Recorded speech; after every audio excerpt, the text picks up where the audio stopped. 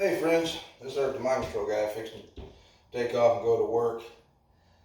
I was talking to my wife a little bit ago, and she was talking to her brother, my brother-in-law. And basically, folks, now we're comparing notes. This is the 1st of October 2021.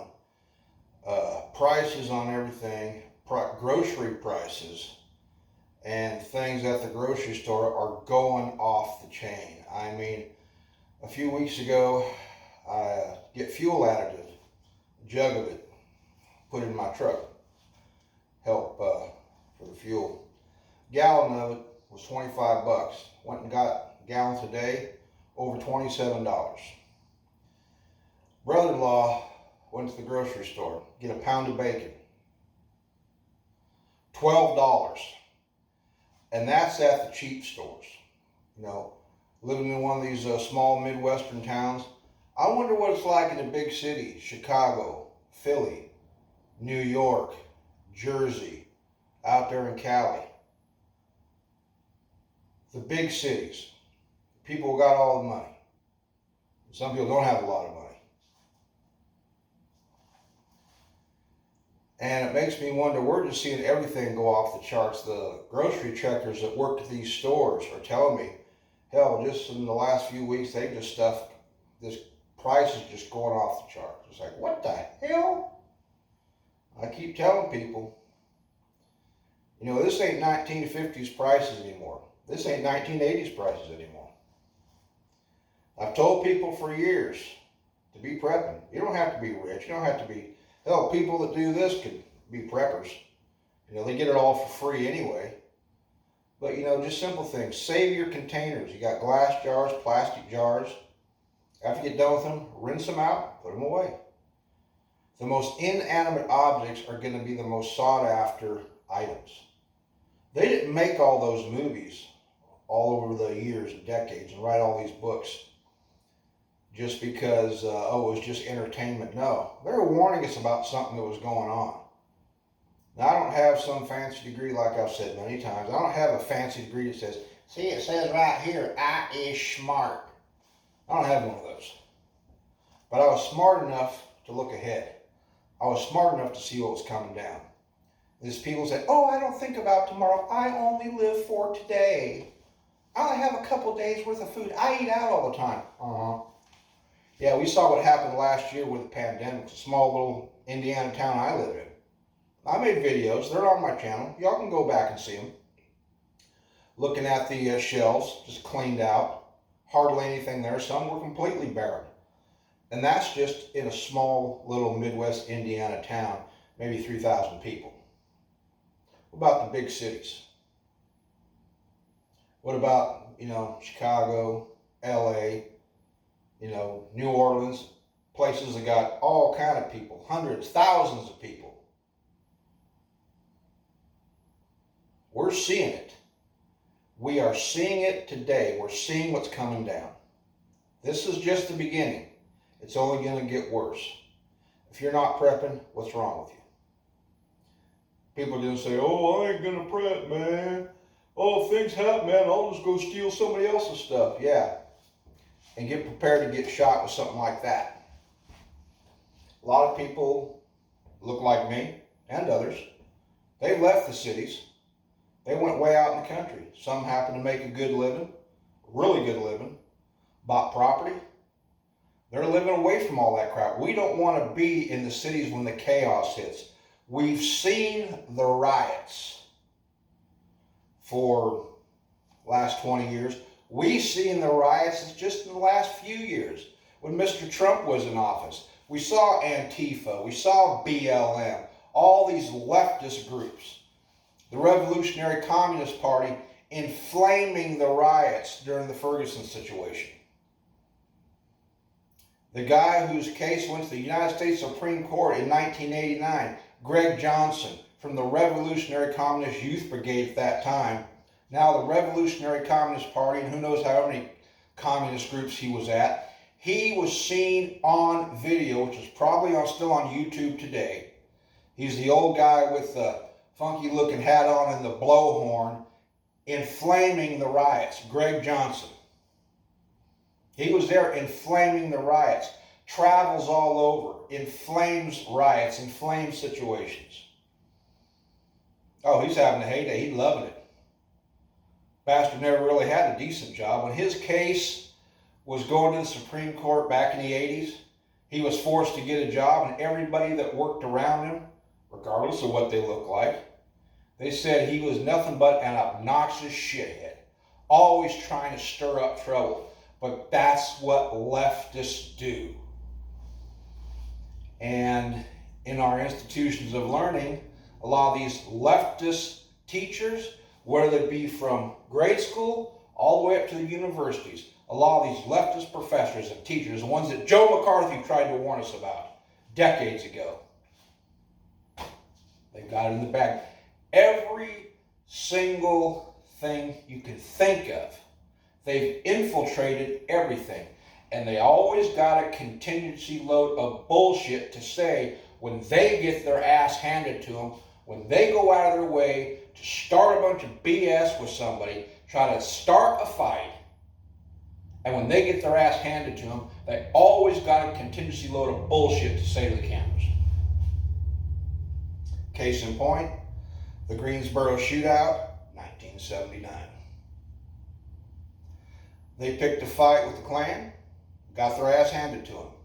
The first time the police intervened, they got pissed. They wanted to fight. What happened? They decided they're going to have a death to the Klan march. Now, to me, it doesn't matter who it was.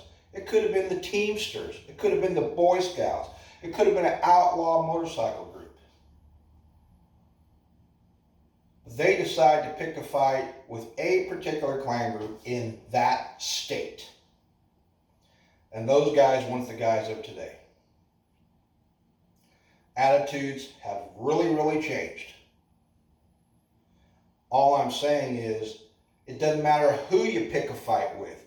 If you pick a fight with somebody, you go out of your way to pick a fight with somebody and you get the worst end of it, quit bitching about it.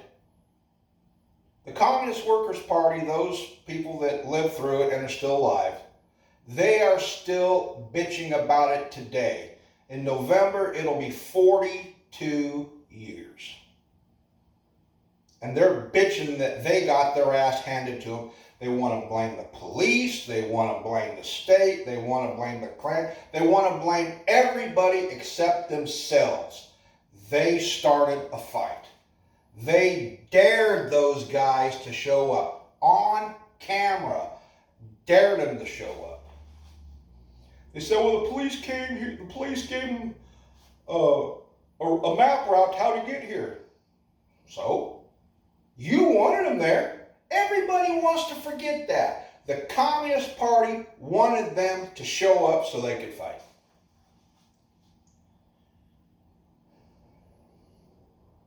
We dare you to show up. We dare you to show up. And one of the things that happened is that they had a contingency plan in the press conference, at the press conference. If they show up, they're a bunch of cowards. They're not going to show up. But if they show up, it's because the police let them here. You know what? The police intervened the first time. The communists were pissed. The communists hate the police. The communists didn't want the police there. Had the police showed up and intervened, they said, we don't need you here. We don't need you here. Yeah, see a bunch of, yeah. All the usual bullshit we see the communist groups today say. You know what, all those Trump rallies throwing eggs in people's faces, attacking people. But when the people, the regular everyday citizens, just regular everyday citizens, not members of any groups, when they fought back, the communists were like, hey, you don't got to do that. Same thing with a lot of these BLM bastards. They want to pick a fight with somebody or any of these ghetto-minded people. You want to pick a fight with somebody, and then you get your ass handed to you? Oh, hey, beat the hell out of somebody. Get him, homie, get him, homie, get him. And when the people don't buy into this PC shit that's been driven in their ear and out their ass for decades, and they fight back, whoa, look at all this racism, man. Case in point. A number of years ago, I think it was over in California. There was a city bus paying passengers. And there was an old white dude, Vietnam vet, they call him Vietnam Tom. And he was on the bus, and there was a conversation between him and some other black dude, and this black guy decided he wanted to get attitude. Attitude. During the conversation, the old man got tired of it and walked off. So y'all just slapped the shit out of you. What? The girls on the bus kept instigating. The guy walked up there and tried to do what he could to try to beat the old white dude down. Oh yeah, gotta get Whitey. What happened? The old man fought back. Beat the shit out of that guy. Was so damn frustrated and pissed off, he left. And he had some bags with him. Out of frustration, he didn't think about it, walked off and left his bags. They picked up his bag and started going through it and stole all the stuff. It don't make a damn who you are. You can look like me. You can look like anybody. You can fit any category. I'll talk about all the Karens out there. Any category. You go out of your way to pick a fight with anybody and you get your ass handed to you, shut up, quit bitching, quit whining. Be man enough or woman enough to accept the fact that you decided to write checks your ass couldn't count. You wrote checks your ass couldn't count. Or should I say, you wrote checks your ass couldn't cash. That's what I was meant to say. I misspoke, I do that. But yeah, you wrote checks your ass couldn't cash. You went to go pick a fight with somebody, you get the worst end of the deal, and now you want to play the victim card. No. I don't care what you look like. I don't care what your religious or political philosophy is. I don't care what the situation is. You pick a fight. You go out of your way and you pick a fight with anybody or anything. And you get the worst end of the deal. Be adult enough to accept the fact that you picked a fight, you got your ass handed to you, and quit whining about it. 100 years from now, the left will still be whining about the Greensboro shootout. It don't matter what the situation is. You got people who are a bunch of infantile babies. All they want to do is pick fights and whine when they get their ass handed to them. Because I can guarantee you, the Greensboro situation, November will be 42 years ago. Had the police shown up and intervened a second time, the Communist Workers' Party is who they were, they would have staged another event. They would have bitched and complained that the police intervened. Why you protected them? Let us at them. Fine. They want to say it was some great conspiracy. No, it wasn't. The police just say, you know what, this ain't ever going to end until these two groups come together like two boxers in a ring or two wrestlers, two teams on the football field, sit back, let them fight it out, and we'll come clean up the mess. I just saw a thing today. They're still bitching and whining about the Greensboro shootout. A lot of people that were involved, they've all passed away. They're all gone. But don't pick a fight with somebody, dare them to show up, attack them before they even get out of their cars, and when they fight back, it's like, whoa, what are you doing? What are you doing? You attacked me. You dared me to show up, because I can guarantee you, like I said, it don't make a damn who the group was. Could have been the Teamsters, could have been an outlaw motorcycle group, could have been the Boy Scouts, could have been the Republican National Convention Party, could have been anybody. They chose to pick a fight with those guys. If those guys had not showed up, oh God, they would have been on the rampage. See, we told you these guys are a bunch of cowards, blah, blah, blah. They wouldn't show up. They're so chicken shit, blah, blah, blah. And when they do show up, all of a sudden you're surprised. Well, hell, you dared him to show up. Who do you think you were screwing with? Back in those days, those guys had a reputation. You know, those groups, those far-right groups back then are nothing like they are today. And a lot of those far-right groups have learned, after being sued into bankruptcy and homelessness by more sodomite D's and the SPLC, and it don't matter. You don't have to be, one of those, Klan, Aryan Nation, whoever. You could be focused on the family for all that matter. You could just be some regular constitutionalist group and have people of all shades there. And the Southern Poverty Law Center will come after you. And they will do everything to make you and every member of your group and the whole damn group go away bankrupt and homeless, because the Southern Poverty Law Center is about as leftist as you can get. They talk about hate groups. They hate so much that they will sue into bankruptcy and homelessness if at all possible. Southern Poverty Law Center is a hate group's hate group, with a bunch of rich lawyers who are all a bunch of leftists. And even the people that went to work for them, a lot of black folks went to work for them, and they realized these guys are a bunch of assholes. Yeah, Morris Sodomite D's, the co-founder, they finally canned his ass, crusty old bastard. But the black folks that worked there said, man, they run this place like a plantation. They say they're all about the rights of black folks, but they treat us horrible. Mm-hmm. Yes, they do. The Southern Poverty Law Center is all about making money and put educators out of business. When you put everybody from the far right, traditionalists, out of business, who is left to teach anybody?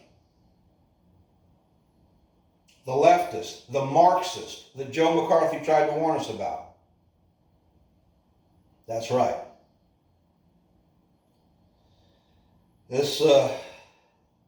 All this stuff going on right now.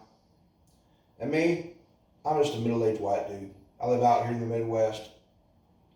I work for a living. I get up and go to work for a living. I stay away from all these different causes.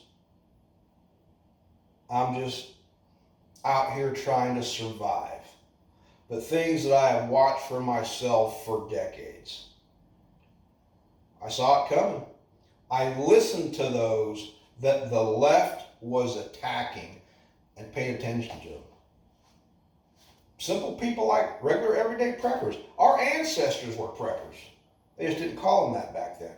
But the word has been demonized so damn bad. Oh, you're a tinfoil hatter, blah, blah, blah. Before I jump off here, because I got to get to work, millions of people depend on people like me getting up and going to work. But I saw this meme somebody put up one time. It was a cartoon, and how all these people going, ah! And it said, the look you get when you realize the conspiracy theorist was right all along. It's coming down, people. It's coming down. Take care.